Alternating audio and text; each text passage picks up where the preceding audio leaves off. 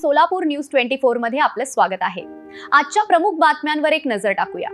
करमाळा शहरातील मोहल्ला गल्ली येथील समीर हकीम शेख याने मंगळवारी सकाळी विहिरीत उडी मारून जीवन संपवलं होतं। यानंतर मंगळवारी रात्री उशिरापर्यंत शोध घेऊनही त्याचा मृतदेह हाती न लागल्याने पैठण जवळील एकनाथ अंडर वॉटर सर्व्हिसेसच्या पथकाला पाचारण करण्यात आले होते। या पथकाने बुधवारी सकाळी समीरचा मृतदेह शोधून काढला। समीरने विहिरीत उडी घेतल्याचे कळाल्यानंतर करमाळा नगरपालिकेचे आरोग्य अधिकारी व कर्मचारी तसेच करमाळा पोलीस आणि मोहल्ला गल्लीतील युवकांनी मंगळवारी रात्री उशिरापर्यंत समीरचा शोध घेण्याचा प्रयत्न केला। तरीही त्याचा मृतदेह हाती न लागल्याने समीरचे नातेवाईक व मित्र परिवाराने पैठण जवळील एकनाथ अंडर वॉटर सर्व्हिसेसच्या पथकाला पाचारण केले होते।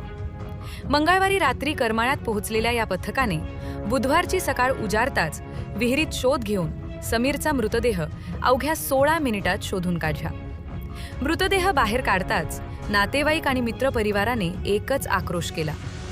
त्यानंतर मृतदेह शवविच्छेदनासाठी उपजिल्हा रुग्णालयात नेण्यात आला।